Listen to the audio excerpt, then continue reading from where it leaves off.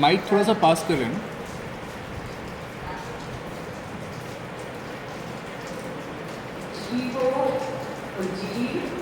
द्रव्य जिस समय जिस भाव से परिणमन करता है उस समय उसमय ऐसा जिनेन्द्र देव ने कहा है।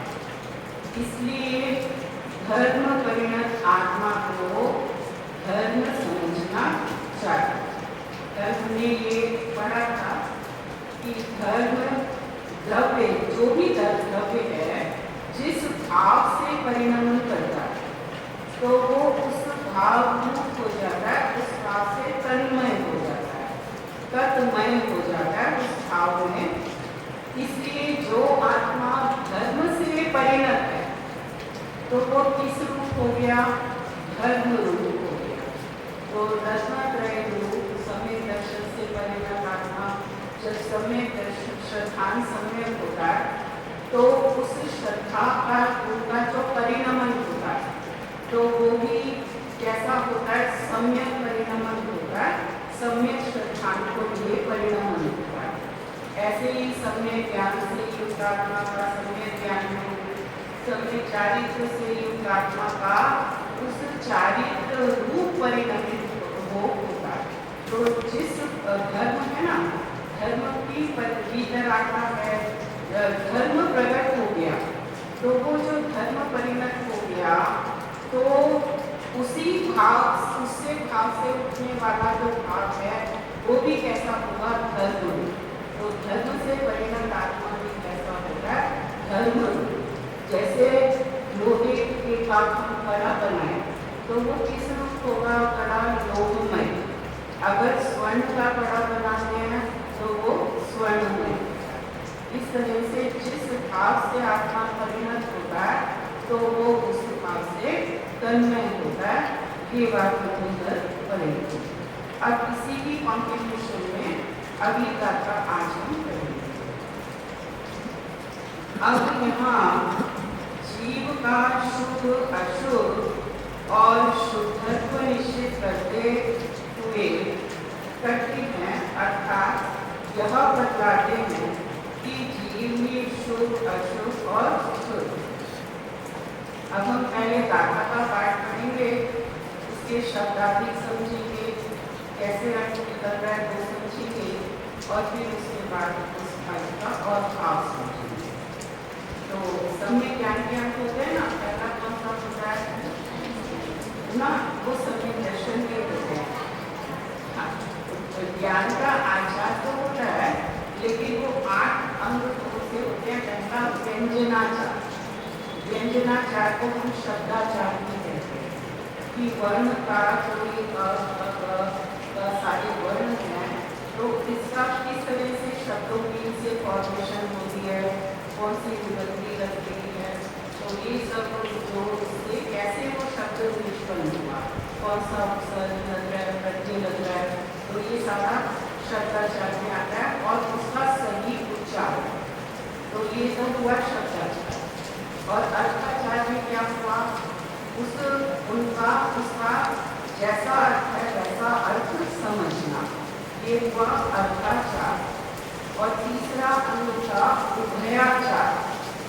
उभयाचार का मतलब होता है दोनों, शब्द को भी समझना और उसके अर्थ को भी समझना। तो ये क्या हुआ? उभयाचार। फिर इसका अगला अंग होता है कालाचार। चौथा है कालाचार। तो कालाचार का मतलब होता है उचित काल में शास्त्र का जीववाणी का पठन पाठन करना। उचित काल संख्या 3 संख्या कालों को छोड़कर, ग्रहण पूर्वाकार काल को छोड़कर और स्वाध्याय करना, तो वो काल उचित काल में स्वाध्याय का करना ये होता है कालाचार। काल से बनने वाला आचार व्यवहार, उस काल में ये पठन पाठन करना। चौथा अंग होता है, चौथा हो गया 5वां उपधानाचार। उपधानाचार में एक तो सामान्य स्वच्छता की उच्च स्थान पर जीवाणु को रखकर विराजमान करके और फिर उत्तर का पढ़ना और शुद्धिपूर्वक पढ़ना। और उसमें जो कोई नियम आदि लेकर पढ़ना, जैसे इस ग्रंथ का जब तक स्वाध्याय मेरा पूरा होगा तब तक मेरा ये नियम है, तो कोई भी नियम जो लेकर बातचीत किया जाता है वो ये सब उठाना चाहने आते। फिर उसके बाद होता है अनिन्नवाचार। अनिन्नम लेकर बताऊँ आर्टिफिशियल न और अनिन्नम। अनिन्नम निन्नम का मतलब निषेध और अबंधन नहीं, निषेध नहीं करना किसका, जिन आचार्य से जिस ग्रंथ से हमने जो ज्ञान प्राप्त किया है उसको छिपाना नहीं, तो उसको कहते हैं अनिन्नवाचार। और बहुत बच्चे उनके प्रति बहुमान कर होना, तो अनिन्नवाचार हैं कि जहाँ से भी ज्ञान प्राप्त किया है तो उसको छिपाना नहीं है, जहाँ से आचार्य आदि से ज्ञान प्राप्त किया है, तो ये है अनिन्नवाचार। फिर उसके बाद है विनयाचार। विनयाचार तो किस तरह जो विनय संपन्नता भावना भी होती है, विनय सबकी होता है, तो विनयाचार का मतलब विनय पूर्वक जो इन जिन वचनों को पढ़ना, तो विनय पूर्वक पढ़ना, नमस्कार करते हुए, मंगलाचरण करते हुए, विनय करते हुए, आचार्य की विनय करते हुए, और ये सब विनयाचार में आए। तो विनय बहुत विनय करते हुए कि महावाक्यों से हमको इतनी उत्कृष्ट वचन सुनने को मिले जिससे हमारा कल्याण का मार्ग हमको मिलेगा, हम सबके दुखों का अंत करने वाली वाणी है, तो उसको हमको बहुत विनय से पढ़ना चाहिए। गुरु की विनय और शास्त्र की विनय, इसमें देव की विनय, सब की वाणी को बहुत विनय पूर्वक अवधारण करना, ये बहुत बड़ा गुण होता है शिष्य का, तो सम्यक विनय से युक्त होना। और फिर उसके बाद 8वां होता है बहुमानाचार। बहुमान जमा आचार, बहुत बहुमान पूर्वक पढ़ना, खूब अहोभाव पूर्वक पढ़ना, तो उसको कहते हैं बहुमान आना। यह कुंदाचार्य ने इस तरह की वाणी उनसे हमको उपलब्ध हुई आचार्य आदि से, तो उसका बहुत बहुमान में आना। जैसे हम ग्रंथ पठन के बाद कुंदाचार्य की जय बोलते हैं ना, जो जिनकी आचार्य का ग्रंथ आचार्य का है तो उनकी जय बोलते हैं, क्योंकि वो बहुमान हमारा उसमें परिलक्षित होता है कि बहुत बहुमान आया कि ऐसी अमृतमय वाणी हमने पढ़ी सुनी, हमारे परिणाम तो कैसे हो गए, अमृतमय हो गए। तो अमृतमय परिणाम होगा तो उनका बहुत बहुमान आना कि वो कितनी उत्कृष्ट और यथार्थ उन्होंने बात कही। तो ये 8 अंग होते हैं सम्यक ज्ञान के, तो इनसे युक्त होकर हमको पठन पाठन करना चाहिए। बहुत विनय पूर्वक आचार्यों को प्रमुख करते हुए, चाहे कोई वक्ता है और चाहे श्रोता है, तो वो इन आचार्यों की वाणी, जिन वाणी को हम पढ़ रहे हैं, तो वो हमारी शिरोधारी होनी चाहिए, तो उसको हमको प्रमुख करके और बहुत उसके प्रति नतमस्तक होकर नंदित हुए, क्योंकि विनय से युक्त जब पात्र होता है, पाठन होता है, तो उसमें जिनवाणी प्रवेश करती है ना, मानस संत होगा ना, जब पाठक तो मान को गलाते हुए समय विनय के सहित जिन मंदिर में प्रवेश करते हैं, क्योंकि उत्कृष्ट दशा को जिन्होंने प्राप्त किया है, तो उनके हम समूह जा रहे हैं, तो इतनी उत्कृष्टता उन्होंने उत्कृष्टतम दशा प्राप्त किया है कि विनय से नतमस्तक होते हुए उनके दर्शन और उनकी वाणी का पठन पाठन आदि करना। तो एक 16 भावनाओं के लिए होता है अभीक्षण ज्ञान होती है, जो की भावना होती है ना, अभीक्षण ज्ञान उपयोगी निश्चय से अपने ज्ञान स्वरूप की में निरंतर उपयोग का लगना, और बाहर में जो के उससे जिनको केवल ज्ञान प्राप्त हुआ तो उनकी वाणी को पढ़ना और जिन वाणी को पढ़ना, और दर्शन जैसे संबंध होने राज आदि की वाणी को, ज्ञानी की वाणी को पढ़ना। तो इस तरह से ये अभीक्षण ज्ञान प्रयोग है तो उसकी साधना निरंतर हमको करनी चाहिए। ज्ञान में क्रीड़ा करना, ज्ञान जैसे खेलते हैं ना तो टेस्ट करते हैं, ऐसे ज्ञान में तो कैसे उनकी क्रीड़ा करना है, उसमें खेलना है, ऐसे उनके प्रश्नों का पाठ करना है। जैसे कोई बालक कोई बहुत अच्छी चीज खाते हुए उसको आनंद होता है, तो इसी तरह से जिन प्रश्नों का हमें उनको भी कैसे होना चाहिए, आनंदित होना चाहिए, उसके रस से शराब हो जाना चाहिए, और निर्मल हो जाने चाहिए और कोमल हो जाने चाहिए। तो गुणों का उपदेशन गुण न करते जाने चाहिए। बहुत सारे कार्य होते हैं गुरुमानी बचते समय स्वरूप तक भी जा सकते हैं, हम अपना कषाय की मन काम होती है, विशुद्धि होती है, ज्ञान में स्पष्टता आती है, बहुत सारे वो लाभ होते हैं। ठीक है, तो हम अब ये गाथा हमने पढ़ी है कि गाथा आज पर है, ये पर गाथा हम पढ़ते हैं। श्री गुरु परिणमति जलदा सुहेन असुहेन वा सुहो असुहो सुहेन तथा सुहो परिणाम स्वभावो। अब ये जीवो शब्द कैसे बनाए, जीवः और का ओ हो गया तो क्या हो गया, जीवो। परिणमति, परिणमति का परिणति हो गया, परिणमन करता है, लट लकार है और तो वो दास सूत्र यहाँ पर आ गया। ठीक है, पहले वो समझ में आया वो जदा का मतलब यदा, यदा का मतलब जब। यदा कैसे बना है, ययो जादू कल सूत्र आया था तो या का जा हो गया, यदा में जदा हो गया। फिर उसके बाद सुहेन, सुहेन एक तृतीया एक वचन है, सु शाखा तो साफ हो गया, शशो साफ हो गया और भा का क्या हुआ, भा, तो सुहेन और ना का क्या हो गया, ना, तो क्या बन गया, सुहेन।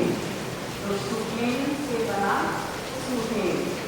ठीक है, तो शुभ भाव के द्वारा, तृतीया का कारक क्या होता है, से के द्वारा, तो शुभ भाव के द्वारा। ठीक है, फिर असुहेन, असुहेन समझ में आ रहा होगा, अगर नहीं आया तो मैं ब्लैक बोर्ड यूज करूंगी।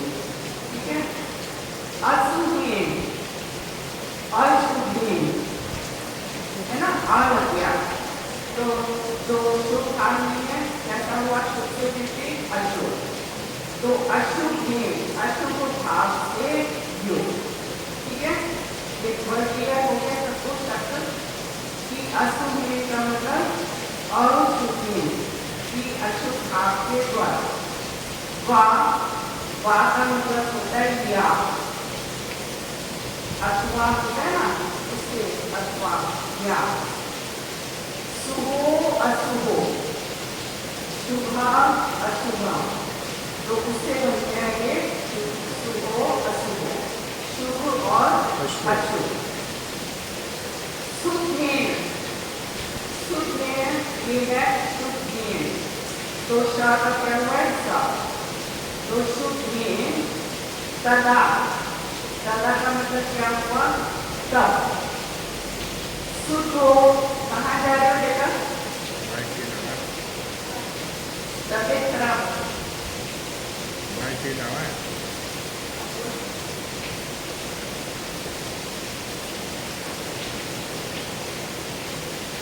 तदा सुधो, सुधो का मतलब शुद्ध, सुधो का मतलब शुद्ध, शुद्ध कहाँ है, तो उसका हो गया और शब्द सा हो गया, तो सुधो शुद्ध।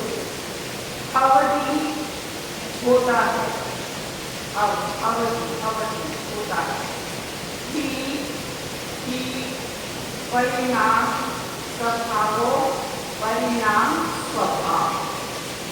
ठीक है, स्वभाव स्वभाव। अब हम हिंदी पढ़ते हैं। जीव परिणाम स्वभावी होने से जब बोले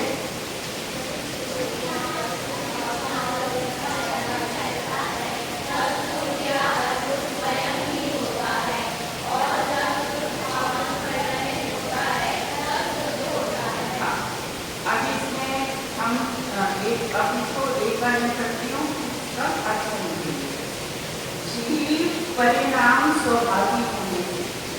जीव कैसा है? परिणाम स्वभावी।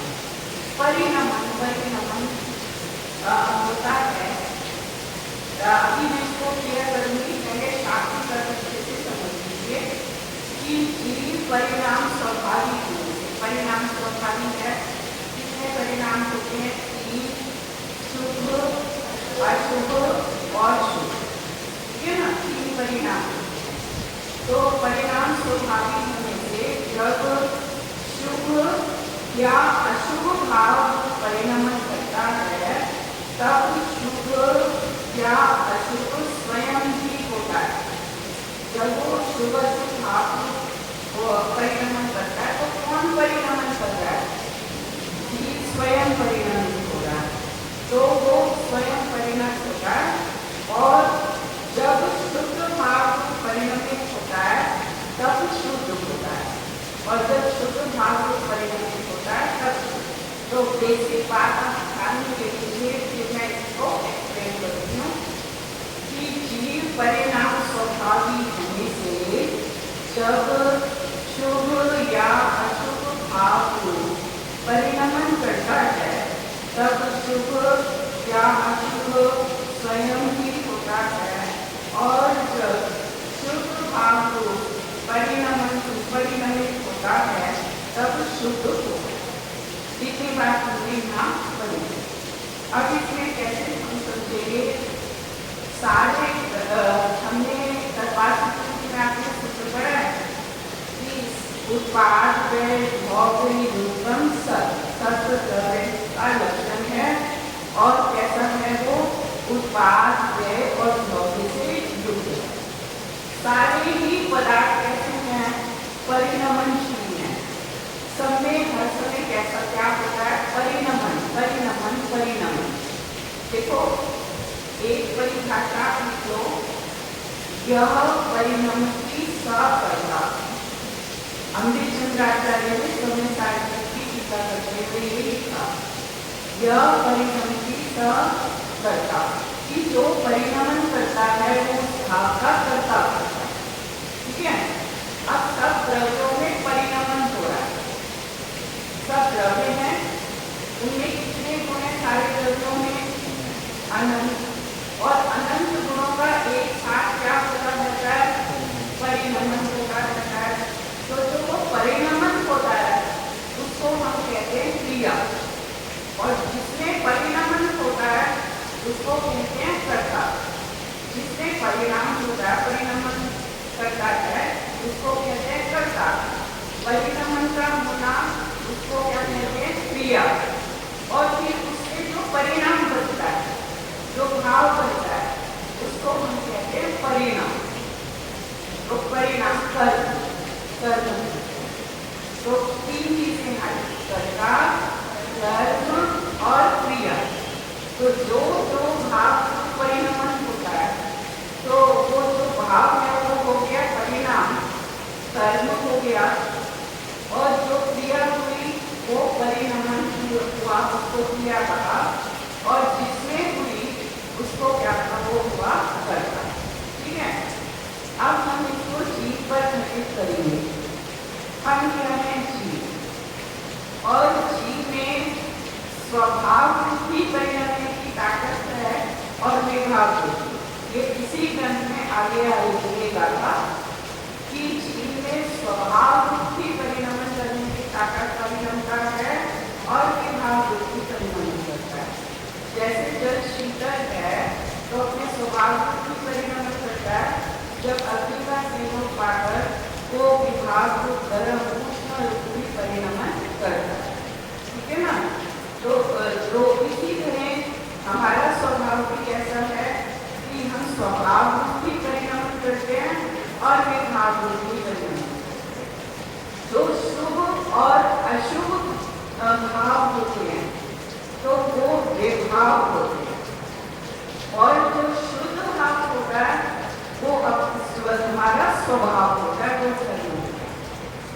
और इसको दूसरे उसमें भी कहते हैं कि शुद्ध और अशुद्ध दो भाव में भी डिवाइड करते हैं। शुद्ध भाव तो अपना शुद्ध वितराग भाव, और अशुद्ध भाव में राग द्वेष आदि शुभ अशुभ भाव, तो ये अशुद्ध भाव। ठीक है। तो शुभ अशुभ कैसे हुए? अशुद्ध भाव, और शुद्ध हुए शुद्ध भाव। तो जब जीव अशुद्ध विषय में से, इसका कथन होता है कि वो रागात्मक शुभ अशुभ भाव को परिणमन करता है। तो शुभ अशुभ भाव को परिणमन करता है तो वो उस रूप हो जाता है। ऐसा इस गाथा में कहा कि जब वो शुभ या अशुभ भाव को परिणमता है तब वो शुभ या अशुभ रूप होता है।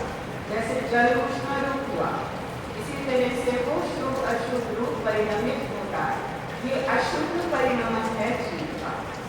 और जब अपने स्वभाव का आश्रय लेता है तो शुद्ध भाव की उत्पत्ति होती है।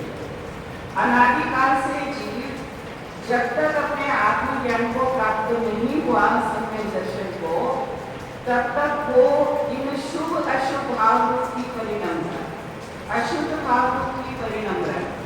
और जब अपने स्वभाव का को जानता है, अनुभव करता है आत्मस्वरूप का, और सम्यक दर्शन ज्ञान प्रकट होते हैं और वितरागता आंशिक प्रकट होती है, तो ये शुद्ध भाव प्रकट होता है। अंशों में शुद्ध भाव प्रकट होता है। अनंतानंद की विषय का भाव होता है, उसकी वितरागता शुद्धता होती है। श्रद्धा सम्यक रूप परिणमन करती है। ज्ञान कैसा हो जाता है? सम्यक हो जाता है। तो इस तरह आत्मा तब इस रूप परिणमन करता है, शुद्ध रूप परिणमन करता है। कहाँ से ये शुद्ध परिणमन शुरू हुआ? आत्मानुभूति से, चौथे गुण स्थान से ये शुद्ध परिणमन शुरू हुआ। पांचवें में शुद्धि और बढ़ जाती है, अशुभ भाव घट जाता है, शुभ बढ़ जाता है। छठे गुण स्थान में अशुभ का भाव होता है और कुछ किंचित हल्का हुआ, शुद्धि बहुत बढ़ जाती है और शुभ भाव उसके साथ शुभ भाव होता है। और फिर आगे के गुण स्थानों में ये सब क्षणिक होते हैं और अर्हंत अवस्था में क्या शय होते हैं? अर्हंत अवस्था में पूर्ण शुद्धता प्रकट हो जाती है। तो कोई शुभ अशुभ भाव नहीं होता। जैसे उसमें दर्शन पाठस्तुति में है ना, शुभ अशुभ विभाव स्वाभाविक परिणति में, शुभ और अशुभ भावों का निगमन आपके अभाव हो गया। क्यों? क्योंकि कोई अशुद्धि रही नहीं, मोहादिक रहे नहीं और पूर्ण शुद्धता प्रकट हो गई। अब उनके किस रूप परिणमन हो रहा है? हर समय शुद्ध रूप परिणमन होता है। जब जीव मिथ्यात्व दशा में होता है तब अशुद्ध रूप भी परिणमन होता है, और अंतरात्मा होता है तब शुद्ध और अशुद्ध दो रूप परिणमन करता है। अशुद्ध में दोनों आ गए, शुद्ध अशुद्ध। ठीक है। और जब परमात्मा दशा हो जाती है तो शुद्ध रूप भी परिणमन करता है, क्योंकि शुद्धता पूर्ण प्रकट हो गई। अब उससे उठने वाला जो भाव भी होगा, हर समय परिणमन होगा, वो पूर्ण शुद्धता को लिए होगा, और जो परिणाम बनेगा वो भी कैसा होगा? पूर्ण शुद्ध होगा। तो इस तरह से तीन परिणामों की चर्चा इस गाथा में आचार्य ने की, और उन्होंने कहा कि जब ये आत्मा शुभ अशुभ भाव रूप परिणमता है तो वो शुभ अशुभ भाव रूप हो जाता है, और उनसे क्या होता है? आश्रय और बंध होता है। और जब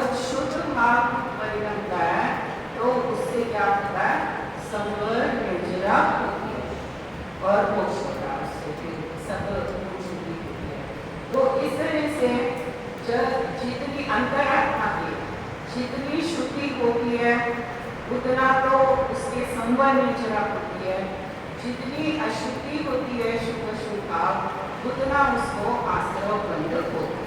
न्याय है ना, सभी के लिए न्याय है। शुद्ध भाव होता है तो उससे बंध होता नहीं है, क्योंकि और अशुद्ध भाव है तो उससे बंध होता ही है। शुभ से पुण्य बंध होता है और अशुभ से पाप बंध होता है। तो इस तरह आत्मा आपको क्लियर हो गई सबको? सबको कोई क्वेश्चन है? नहीं? ठीक है। अब इसमें हम नीचे जो ये ध्यान का सूत्र है वो पढ़ेंगे। चलो मंत्र भी पढ़ते हैं। ओम ह्रीं शुद्ध बुद्धि स्वरूप प्रवचन साराय नमः। शुभाशुभ भाव रहित निर्मल स्वरूप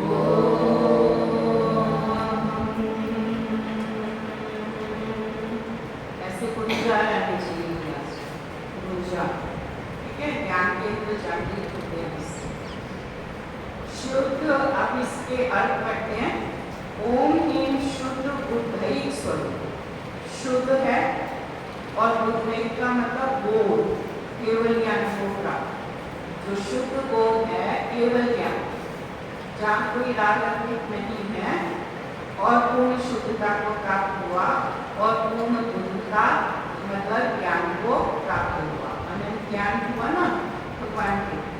तो उस स्वरूप प्रवचन साराय नमः, जो प्रवचन का सार है उसको मैं नमस्कार करती हूँ। प्रवचन सार के लिए प्रवचन का जो सार है परमात्मा पद की उपलब्धि, उसके लिए यही फल है ना, तो उसके लिए मैं नमस्कार करती हूँ। फिर साराय है ना, ये चतुर्थी की पुष्टि है और ये नमः भी योग में चतुर्थी की पुष्टि करती है, तो साराय। फिर शुभाशुभ भाव रहे, कैसा मेरा स्वभाव है, शुभ और अशुभ भाव से रहे। भाव रहे, कैसा तो निर्मल स्वरूप होगा, मैं इन शुभ अशुभ भावों की मलिनता से रहे निर्मल स्वरूप वाला।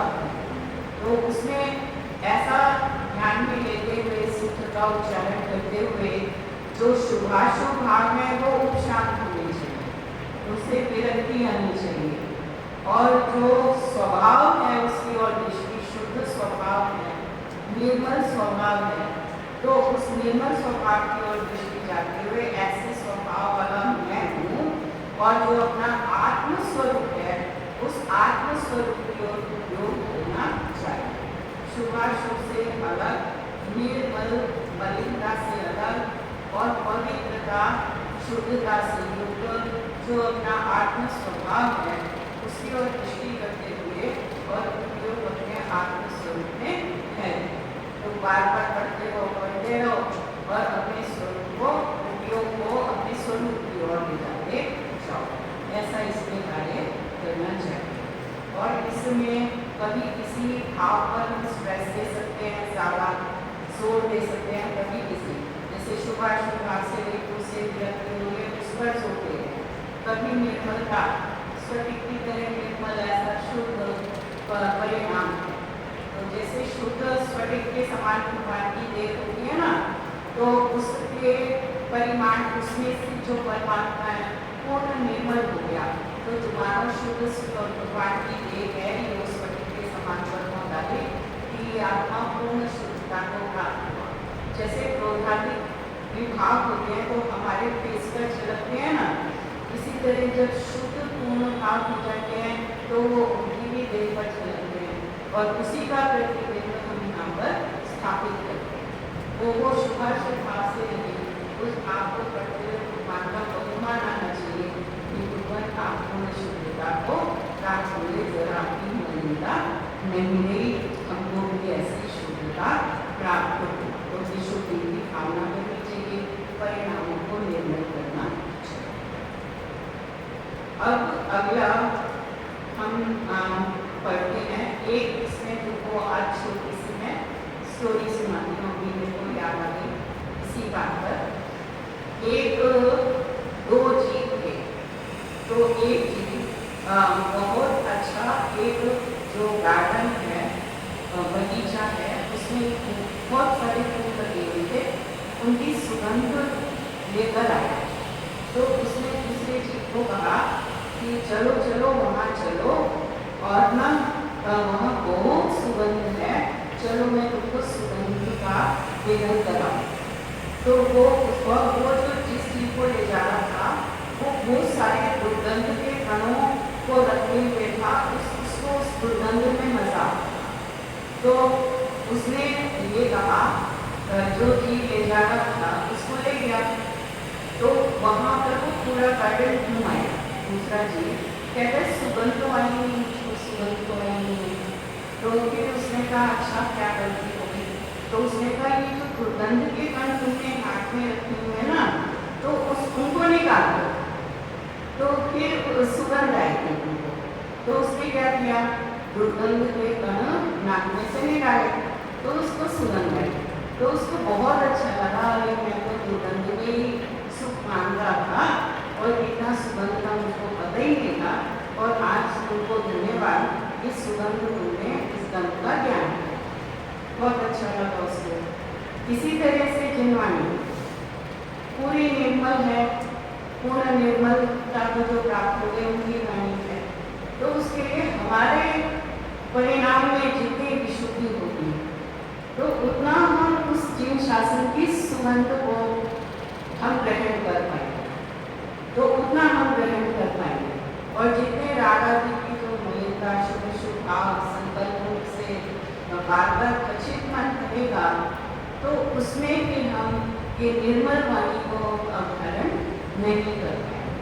तो अपनी जो पात्रता है वो भी कैसी हो जाएगी, अगर गंदे पात्र में तुमने कुछ वस्तु रखी तो वो भी कैसी हो जाएगी, मलिन हो जाएगी।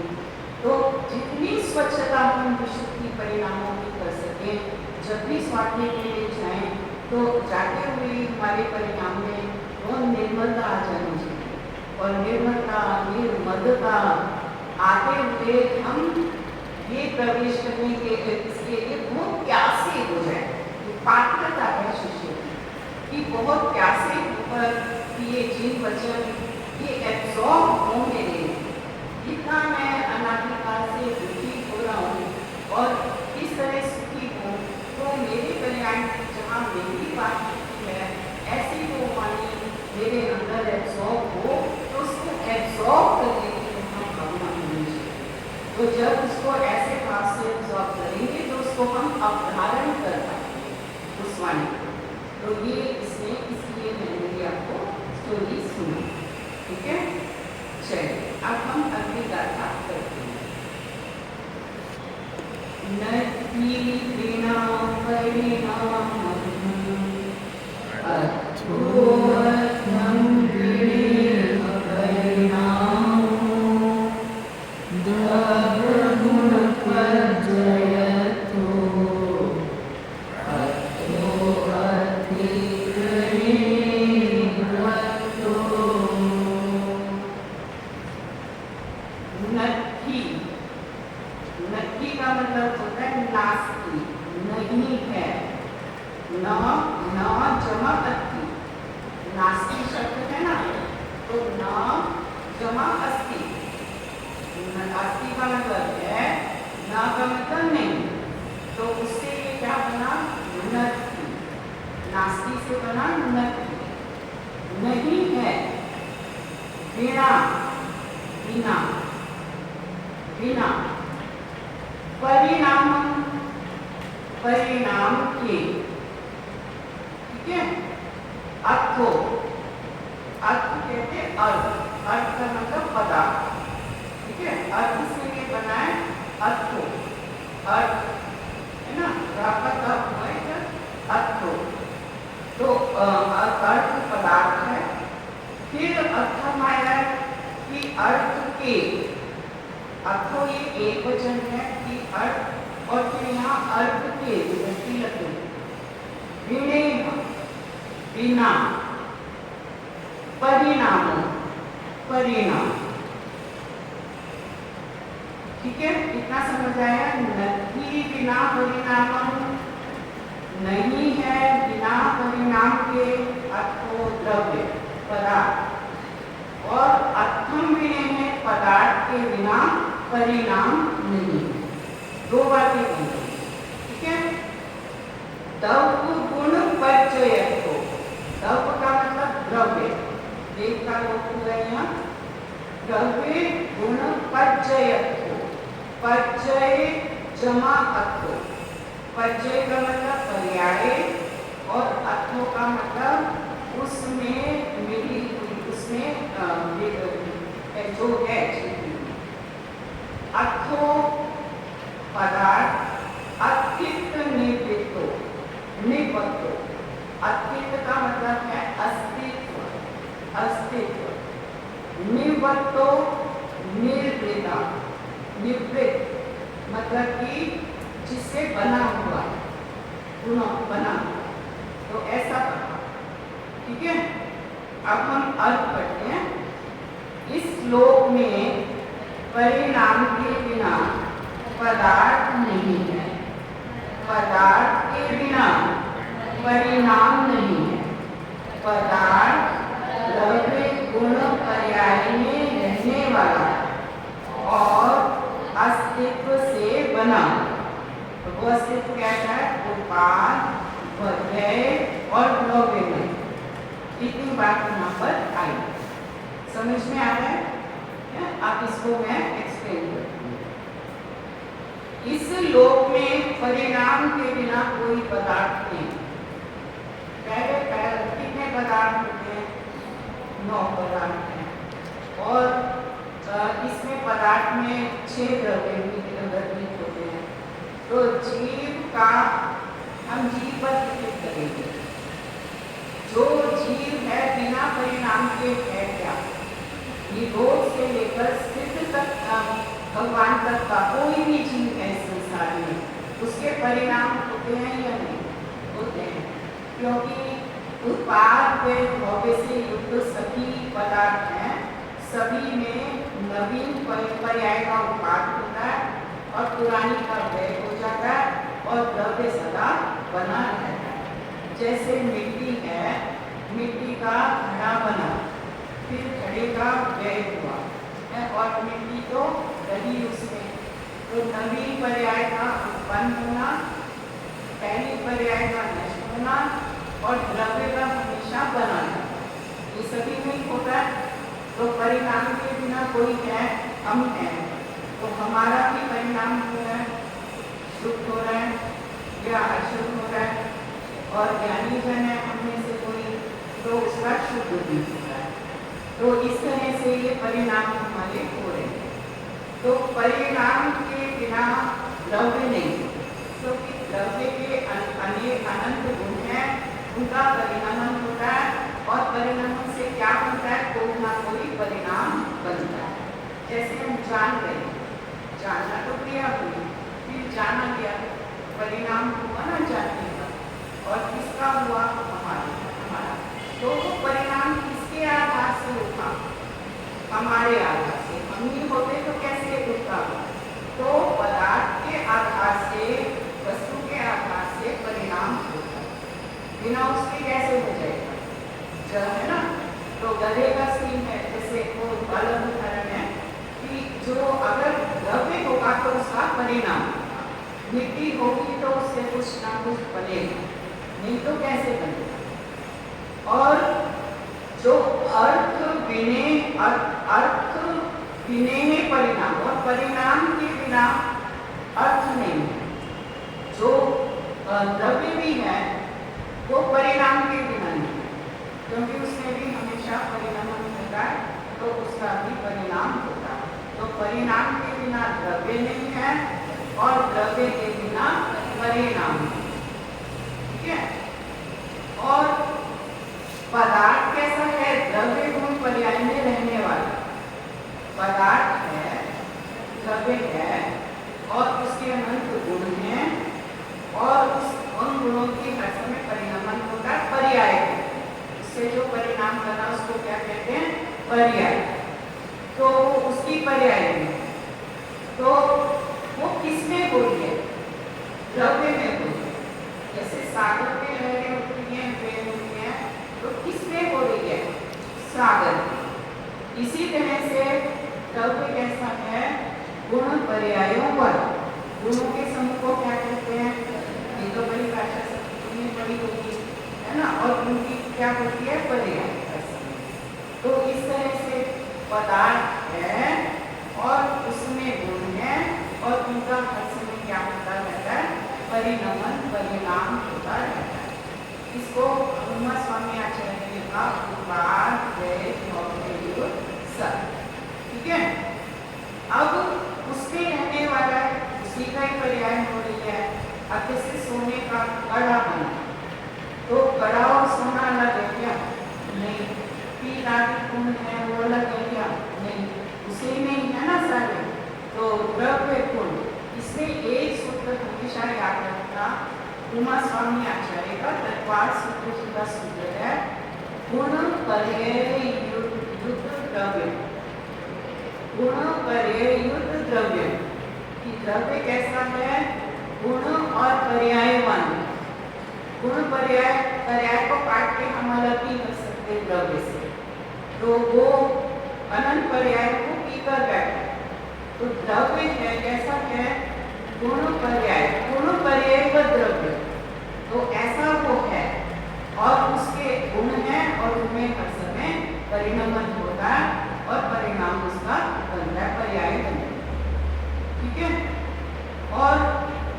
और कैसा है? तीन इसमें सूत्र आए हैं प्रकाश सूत्र जी के। गुण पर्याय व द्रव्यम, सत द्रव्य लक्षणम। सत द्रव्य का लक्षण है। सत का मतलब सत्ता है, अस्तित्व है। हमारा भी अस्तित्व है ना, गूगल का भी अस्तित्व है, धर्म अधर्म आकाश काल सबका अस्तित्व है। तो सब द्रव्य है, अस्तित्व है और सब में क्या होता है? हर समय परिणमन होता है। ठीक है। और उत्पाद में द्रव्य युक्तम सत, युक्तम सत, ये तीन सूत्र इसमें आ गए। तो ये गाथा आपको समझ में आ गई? सबको इस बात समझ में आया? पहली गाथा में क्या कहा था कि जीव परिणाम स्वभावी होने से शुभ या अशुभ रूप परिणाम, और जब वो शुभ अशुभ भाव करता है तो उस रूप होता है, और जब शुभ भाव परिणमित होता है तो शुभ। दूसरी गाथा में, 10वीं गाथा में हमने पढ़ा कि इस लोक में परिणाम के बिना पदार्थ नहीं और पदार्थ के बिना परिणाम नहीं, और पदार्थ कैसा है? द्रव्य गुण पर्याय में रहने वाला।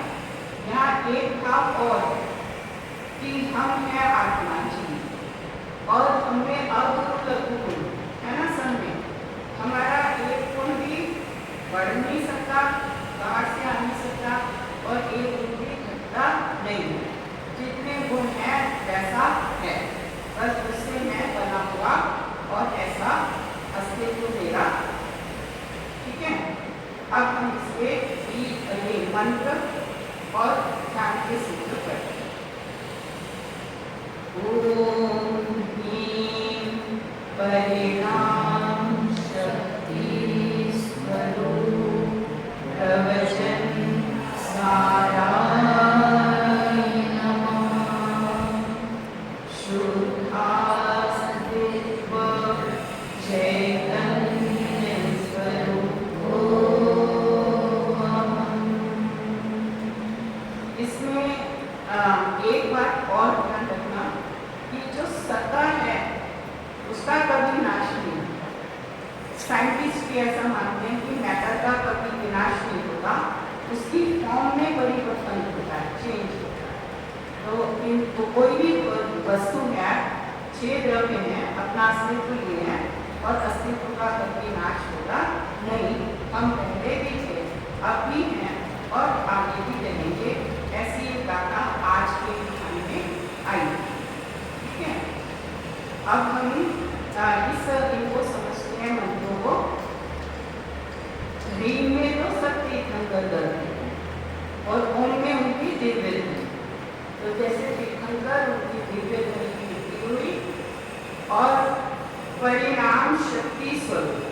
कैसा हूँ मेरे में कौन सी शक्ति है? परिणाम की शक्ति।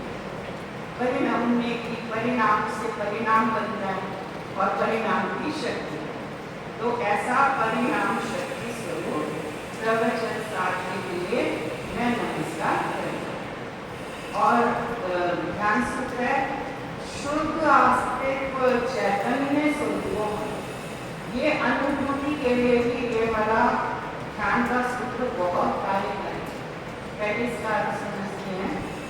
शुद्ध अस्तित्व, शुद्ध अस्तित्व, अस्तित्व का मतलब सत्ता है, विद्यमान कार्य है।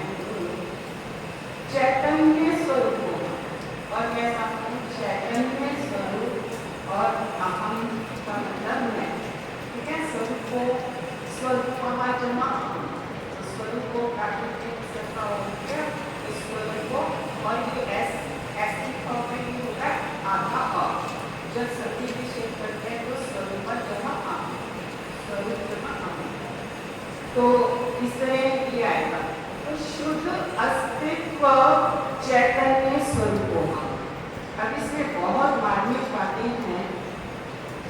इसमें शुद्ध, पहली बात शुद्ध और अस्तित्व, अस्तित्व का मतलब मेरी एक्सिस्टेंस है। और कैसी है? चैतन्य स्वरूप। और ऐसा कौन है? मैं आत्मा है, मैं आत्मा ही हूँ। कहते हैं ना आत्म अभिमान, है ना, तो आत्म मेरा मैं। तो इसमें शुद्ध अस्तित्व। अब जैसे मृत्यु होती है ना, किसी सभी की होती है इस संसार में, तो देह तो कैसी हो जाती है? नष्ट हो गई ना। अब वो तो नष्ट हो गई, अब कुछ नहीं मिला। तो मेरा क्या अस्तित्व? यही है शरीर आदि को, ये क्या मेरा अस्तित्व है? इससे बनी हुई है खुदर परमाणु। तो खुदर परमाणु की अवस्था का चेंज हुआ। अब ये जो है, ये हमारे सामने प्रश्न उपस्थित होता है कि फिर हमारी सत्ता क्या है?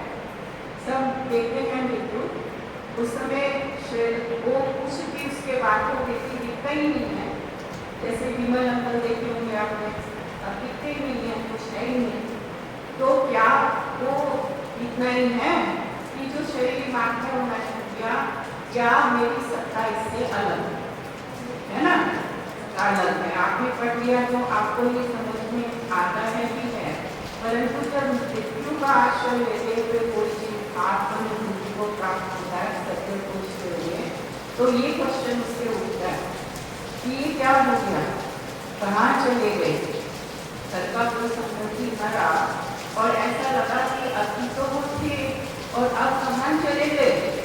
क्या मैं ये तेरी मार्ग हूँ या इससे अलग हूँ? खोज और फिर वो खोज करते करते सत्य को जान लेता और उसको पता चल जाता है कि शरीर से भिन्न अपने का अनुभव करता है। फिर उसको ये पता चलता है शरीर से भिन्न चेतना ज्ञान चेतना वही मैं हूँ और ये मेरा अस्तित्व। वो ये खोज करने गया था, मेरा अस्तित्व है, कैसे हो गया ये मेरा अस्तित्व, कहाँ से आ गया? ऐसे क्वेश्चन होते हैं।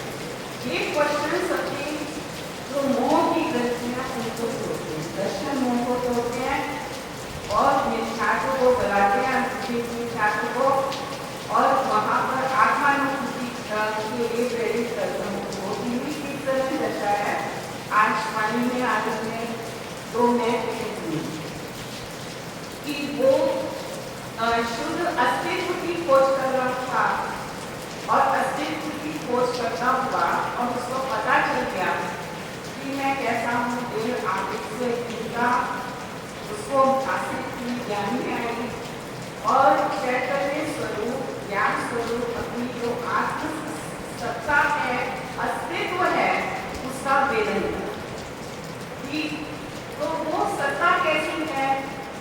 जीव है, शरीर की है, इसी जगह पूरे में कारखान शरीर की है, विश्व शरीर की है और सारे में फैले हुए अंग हैं, क्योंकि जिस शरीर में जाते हैं उसके परिमाण अंग हो जाते हैं, क्योंकि हमारे में संकोच और विस्तार की शक्ति है। तो उसी के परिमाण की सोचिए। तो अब क्या हुआ कि उससे अलग जो इसमें इन मिली हुई पदार्थों में, अब जैसे एक उदाहरण देती हूँ, दूध और पानी मिले, तो क्या दूध पानी हो गया, पानी दूध हो गया एक क्षेत्र में रहते हुए? नहीं हुआ, अलग अलग है ना। हंस क्या करता है, हंस की में ऐसी ताकत होती है, पानी और दूध को अलग करके दूध ग्रहण करता है ना। ऐसे ही वेद विज्ञान होता है, तो वो आत्मा अनात्मा पृथक दृष्टि में आते हैं, ज्ञान में आते हैं, और फिर अनात्मा को छोड़कर स्वरूप को ग्रहण कर लेता है। तो वो स्वरूप को ग्रहण करता है। वो अब जैसे पानी था एक क्षेत्र में होने पर भी दूध था, ऐसे ही इस देह के परिमाण हम आत्मा हैं, तो आत्मा ही है। इस द्रव्य दृष्टि से सारी आत्माएं कैसी हैं? शुद्ध। जो आत्मा है वो आत्मा ही है, कभी अनात्म रूप नहीं हुआ, तो इस दृष्टि से सारी आत्माएं कैसी हो गई? शुद्ध। किंतु जो रागात्मक रूप परिणमन होता है तो पर्याय में क्या है? अशुद्धता। तो वो जब अनंत दशा होती है तो पूर्ण शुद्धता वहाँ व्यक्त होती है, आंशिक शुद्धता अनुभव से शुरू हो जाती है।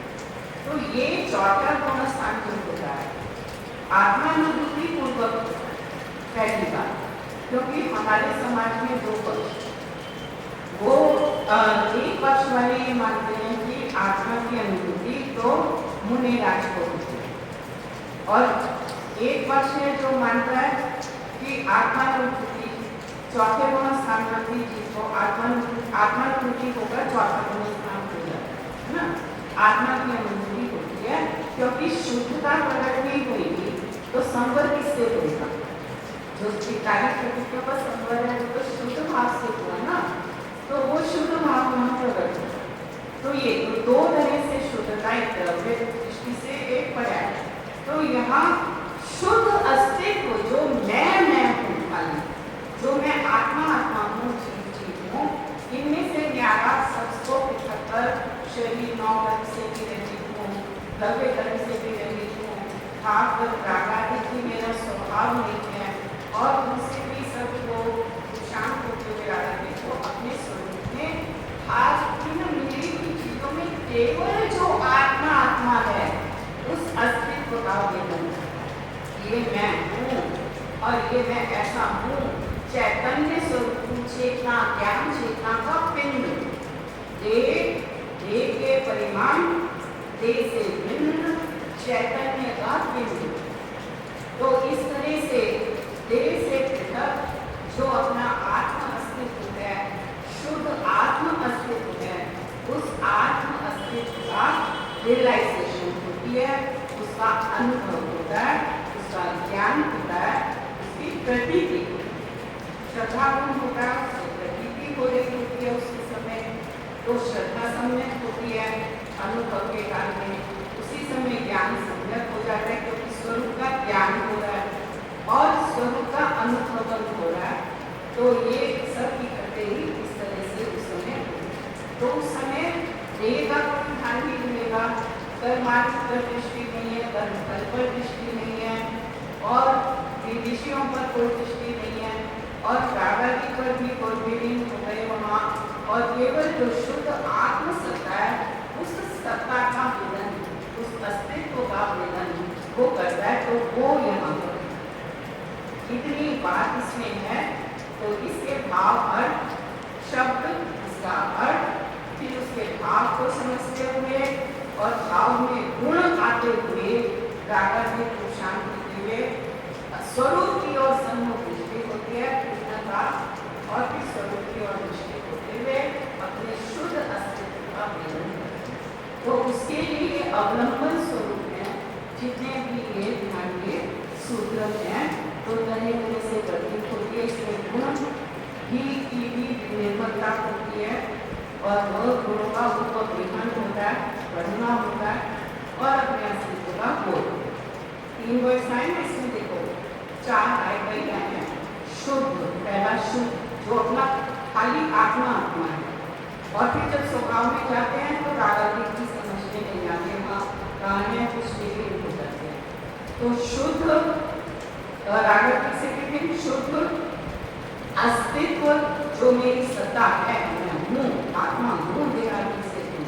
अस्तित्व और चैतन्य कैसा स्वरूप, चेतना स्वरूप, ज्ञान दर्शन चेतना का बिन चैतन्य वही बस चैतन्य भाषित हो रहा है।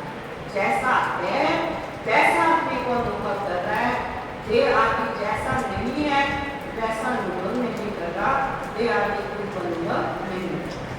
तो चैतन्य स्वरूप ऐसा मैं हूँ, उसमें मैं बनाकर मैं हूँ वैसे, और अपनी बस मैं का शब्द भी नहीं है, कुछ भाव भी नहीं है, अखंड अपने स्वरूप का अस्तित्व मात्र का अवलोकन है, उसका वेदन। तो ये आत्मा की दशा को दर्शा है। तो देखते ही अपने अस्तित्व का शुद्ध अस्तित्व पर दृष्टि जाती है। जैसे एक स्टोरी सुना के खत्म करती हूँ, विराम देती हूँ। जैसे खत्म तो तब होगा जब ऐतिहासिक परिणाम, जैसे अर्जुन था, तो सब को लक्ष्य साधने को कहा, पर था ना वो पक्षी का, हाँ, तो सबको कहा कि निशाना साधो। तो किसी ने शिष्य ने कहा कि उन्होंने पूछा कि क्या दिखा है, तो कहता है गुरुदेव उसको पत्ते दिख रहे हैं, वो दिख रहा है आपके चरण दिख रहे हैं, अश्वत्थामा नहीं दिखा। और जो ये उन्होंने किसी ने कहा मेरे को पत्ते दिख रहे हैं, पक्षी दिख रहा है। अर्जुन ने क्या कहा, जो खाली लक्ष्य था जिसको देखना था वो लक्ष्य मात्र दिख रहा है। इसी तरह से जो खेत में ज्ञानी जीव होते हैं उनको लक्ष्य को अपना आत्म पदार्थ में मिला हुआ उस पर दृष्टि फोकस होती है और फिर उस आत्म को वो ये आत्मविद्या ये बहुत बड़ी बात आज आपके सम्मुख आई है। और 8 वर्ष का बालक भी अपने स्वरूप को अनुभव कर सकता है, तो आप कौन हो सकते है ना। ये बातें आप धारण करो, ये बीच पढ़ने आपको कभी भी हम प्रेरित हो जाएंगे तो वो सुनने में आपको निर्मित करेंगे। देशना लगती होती है ना, तो वो इसमें निर्मित। तो इस तरह से कुंद कुंद आचार्य की, अमृत चंद्र आचार्य की।